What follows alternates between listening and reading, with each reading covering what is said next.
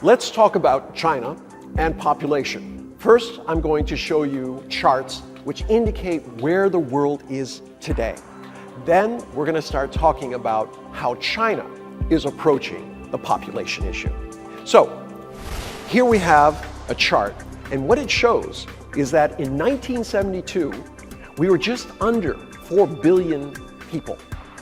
We go forward to 2020, and guess what? It's doubled. In the space of 48 years, we're now almost at 8 billion people. Here we have a second chart. In this chart, we're looking at the world's resources per person and what's necessary to sustain them. The resources per person was outstripped just shortly before 2000. Look where all the lines congregate. At that point, it is unsustainable. Population has exceeded resources. Many businesses and economists believe if you have people and they need things, that will stimulate the economic cycle. For instance, I need food. Therefore, people are employed to produce food. Because they're employed to produce food, they get wages. With those wages, they can buy food and other things. So it seems like a very virtuous, a cycle that works all on its own, always lifting upwards. But the reality is, we haven't seen that. What we've seen instead is that when you have large populations, no opportunity, no planning, no implementation, what you get is social, political instability. And you're not only seeing this in developing countries, you're seeing this in developed countries.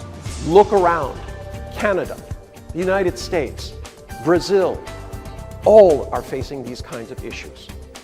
The simple truth is that the political, economic, social, and environmental problems that we face today are being driven largely by population. What we're looking at here is a situation where you have unsustainable population growth. Why is China concerned about population growth? Now, what I've done is put together a series of 7 charts. Now, the first one begins in 1952.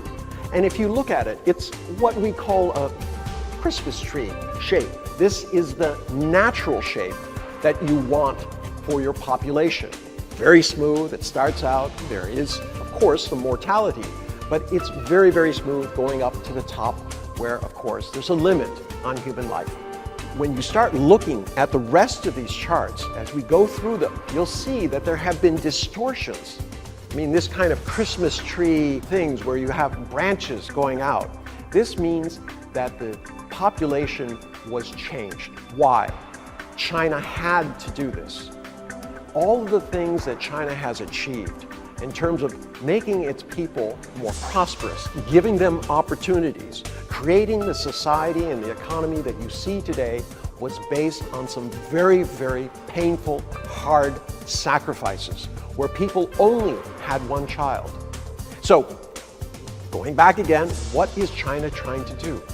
Well, it's trying to smooth out, right, these branches that had happened before. They want to get back to a natural population, which means that generations support each other, that you don't have a small group of people trying to literally support a very large upper body, kind of a pyramid reversed.